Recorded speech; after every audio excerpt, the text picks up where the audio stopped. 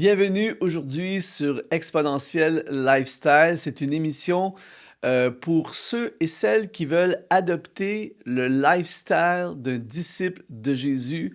C'est pour les personnes qui veulent vivre à fond pour le Seigneur, qui veulent accomplir leur mission et qui veulent ressembler à Jésus. À chaque émission, on regarde à des principes, à des façons de vivre ce lifestyle, de devenir tout ce que le Seigneur nous appelle à devenir.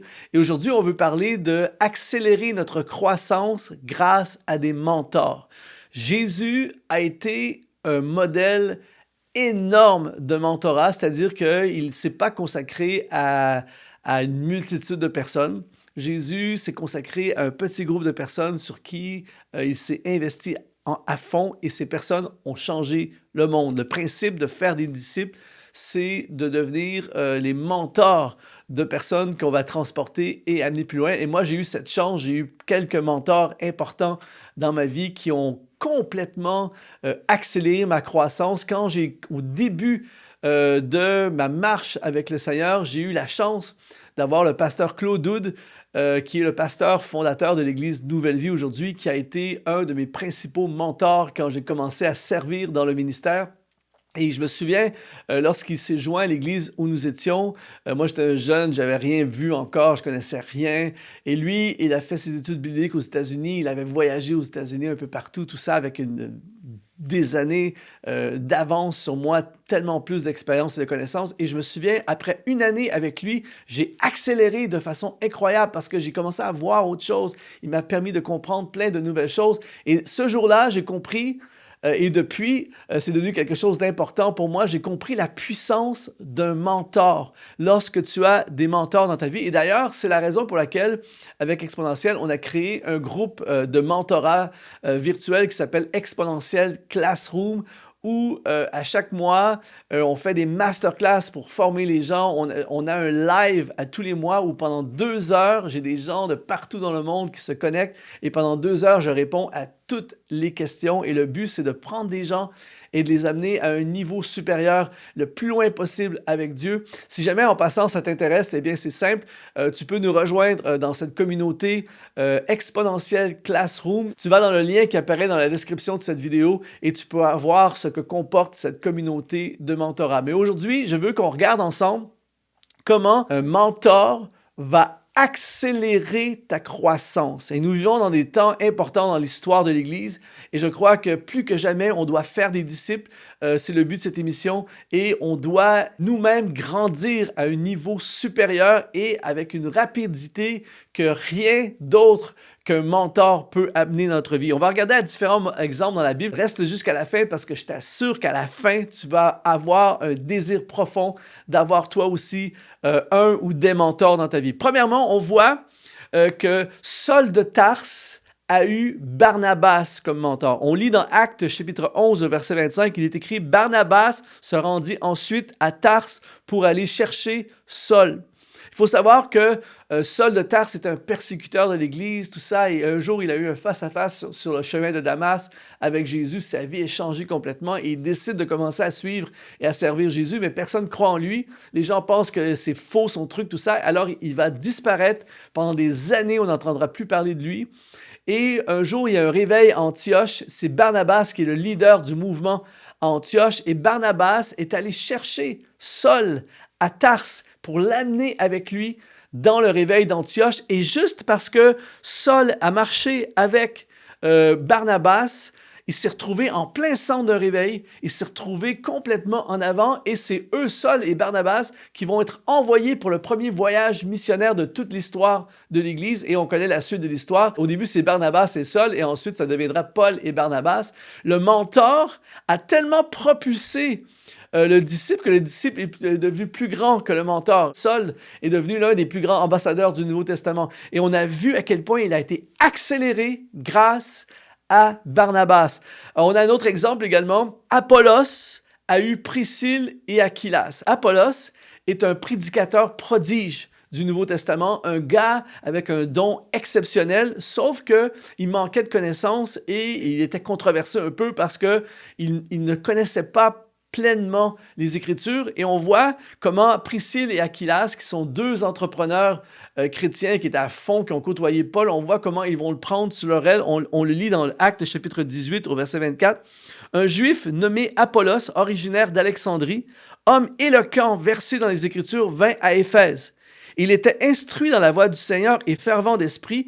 Il annonçait et enseignait avec exactitude ce qui concerne Jésus, bien qu'il ne connût pas le baptême de Jean. Il ne connaissait pas le baptême de Jean. Il se mit à parler librement dans la synagogue et Aquilas et Priscille, l'ayant entendu, le prirent avec eux et lui exposèrent plus exactement la voie de Dieu.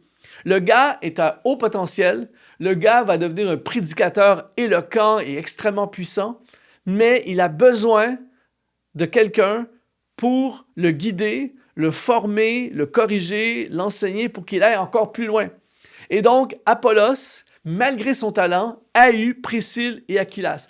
Ensuite, on a Josué qui a eu Moïse. Josué, on le sait, Josué est devenu l'un des grands héros de l'Ancien Testament. Il est celui qui a amené la nation dans la terre promise, qui a affronté les forteresses de Jéricho. Le gars, il a fait quelque chose d'historique et quelque chose d'énorme. Mais si on retourne un peu en arrière, on voit que Josué a eu Moïse comme mentor. Il est écrit dans Exode chapitre 33, verset 9. Lorsque Moïse était entré dans la tente, la colonne de nuée descendait et s'arrêtait à l'entrée de la tente et l'Éternel parlait avec Moïse.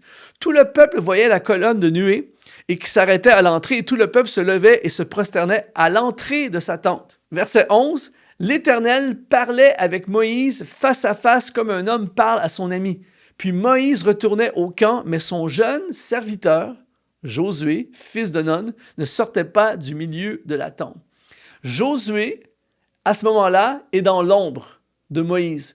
Josué est témoin de quelque chose d'hallucinant. Il est témoin, il voit Dieu parler avec Moïse. Il est dans la tente, il est témoin de tout ça. Il est exposé à quelque chose qui n'aurait pas pu être exposé s'il n'avait pas marché avec Moïse.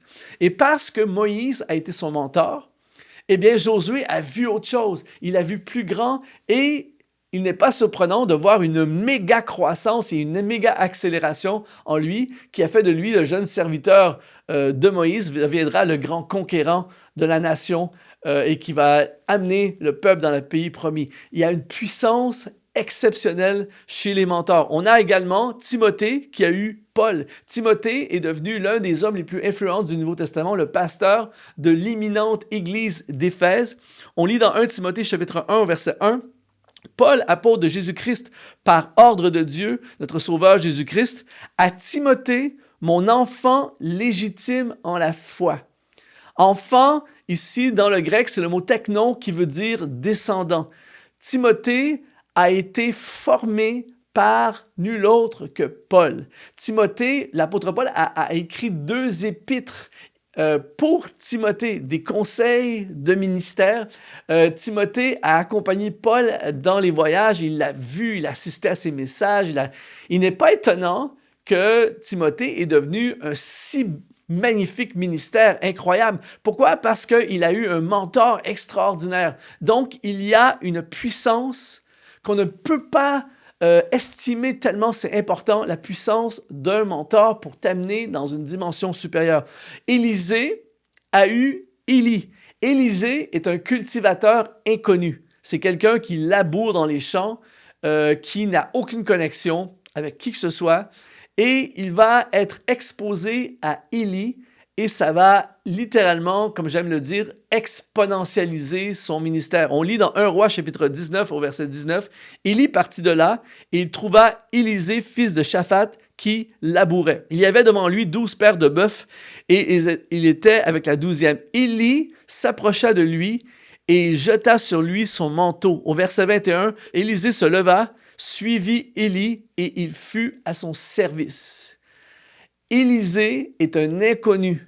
Élisée va recevoir le manteau d'Élie, il va marcher avec Élie, et qu'est-ce que ça va provoquer? Il va être exposé à quelque chose de gigantesque, à nul autre que Élie, et il n'est pas étonnant qu'après Élie, Élisée deviendra le prophète de la nation. De laboureur à prophète de la nation à une vitesse fulgurante, encore une fois. Pourquoi? Parce qu'il a eu un mentor, il a marché avec un mentor. Quand tu te mets sous un mentor ou ces différents mentors, une des choses qui va t'arriver inévitablement, c'est une méga accélération. On voit également Ruth qui a eu Naomi. Ruth est une Moabite. Elle ne fait pas partie du peuple d'Israël. Elle est une Moabite. C'est une veuve. En fait, c'est un scénario catastrophique dans le contexte de l'époque. Ce n'est pas le scénario de quelqu'un qui va marquer l'histoire. Ruth, chapitre 1, verset 16, ça dit « Ruth répondit, elle parle à Naomi, elle dit « Ne me presse pas de te laisser, de retourner loin de toi. Où tu iras, j'irai. Où tu demeureras, je demeurerai. Ton peuple sera mon peuple et ton Dieu sera mon Dieu. Où tu mourras, je mourrai et j'y serai enterré. » Naomi, la voyant décidée à aller avec elle, cessa ses instances. Elles firent ensemble le voyage jusqu'à Bethléem. Ça, ce qu'on appelle, c'est un moment de destinée. C'est-à-dire que Naomi décide de retourner et elle veut laisser Ruth. Ruth est veuve, elle est moabite, mais Ruth décide de suivre les traces de Naomi. Elle dit, « Ton Dieu, à partir de maintenant, sera mon Dieu. Ce que tu vas faire, je vais le faire. Là où tu vas habiter, je vais suivre tes traces. » Elle ne le réalisait peut-être pas ce jour-là, mais Ruth entrait dans la voie de la destinée. Elle s'est mise sous Naomi et parce qu'elle l'a suivi, parce qu'elle a fait du Dieu de Naomi son propre Dieu, elle a fait les mêmes choses que sa mentor, entre guillemets, eh bien, elle va se connecter avec un homme qui s'appelle Boaz, un homme fortuné. Elle va se marier avec lui à cause de Naomi qui l'a entraînée dans des nouvelles voies. Et Boaz, à cause de son mariage avec Boaz, un truc de fou, Ruth va devenir l'arrière-grand-mère de David, le roi David, et elle va se retrouver dans la lignée messianique. C'est un truc improbable. Une Moabite veuve qui se retrouve dans la lignée messianique. Et c'est la seule femme dans la Bible, à part la femme vertueuse de Proverbe 31, c'est la seule femme qu'on va appeler femme vertueuse, qu'on va appeler vertueuse. Alors, cette femme qui ne semblait pas avoir d'avenir, elle s'est connectée à une mentor. Elle a suivi les traces de sa mentor et il y a eu une accélération, une élévation extraordinaire avec sa vie. Et on pourrait continuer comme ça, avec plein d'exemples, la puissance des mentors. Alors, qu'arriverait-il avec ta vie si toi aussi, aujourd'hui, tu décidais de te connecter à des mentors? Trouve quelqu'un, ça peut être une personne, ça peut être quelques personnes, mais trouve dans ta vie des gens qui marchent avec Christ, des gens qui sont spirituels et en avance sur toi, des gens qui ont compris et savent des choses que tu ne sais pas encore, des gens qui sont des modèles spirituels, des gens qui sont des inspirations pour toi. Et je t'assure qu'en te connectant avec ces personnes-là, ça va déclencher une accélération, ça va déclencher une croissance. Décide aujourd'hui de te connecter à des mentors et je t'assure que dans 1 an, ta vie n'est plus au même endroit et tu vas commencer à vivre le lifestyle d'un disciple de Jésus. Pourquoi? Parce que tu vas te connecter avec des personnes qui vivent le lifestyle de Jésus et ça va déteindre sur toi, ça va t'influencer et te percuter. Alors, si ça te parle aujourd'hui, si ça t'inspire, alors je veux t'encourager à rejoindre, ça peut être un des moyens, ça serait de rejoindre notre communauté de mentorat où à tous les mois, je vais te partager tout ce que je sais. On va répondre à tes questions, des masterclass, de l'inspiration, de la formation à tous les mois. Alors, si ça t'intéresse, rejoins notre communauté exponentielle Classroom. Tu vas dans le lien qui apparaît dans la description de cette vidéo. C'est le premier lien qui apparaît et tu vas pouvoir te connecter et découvrir ce que comporte le programme exponentiel Classroom. Sinon, je t'encourage à mettre un like sur cette vidéo. Ça va la propulser dans l'algorithme YouTube. Abonne-toi à Exponentiel TV. C'est mon honneur, c'est mon privilège de t'inspirer, de participer à ta croissance. Je déclare que tu seras un disciple de Jésus qui va vivre à fond tout ce que Dieu a pour toi. Le temps est venu de l'accélération divine dans ta vie. Ici Luc Dumont, je te dis, sois exponentialisé.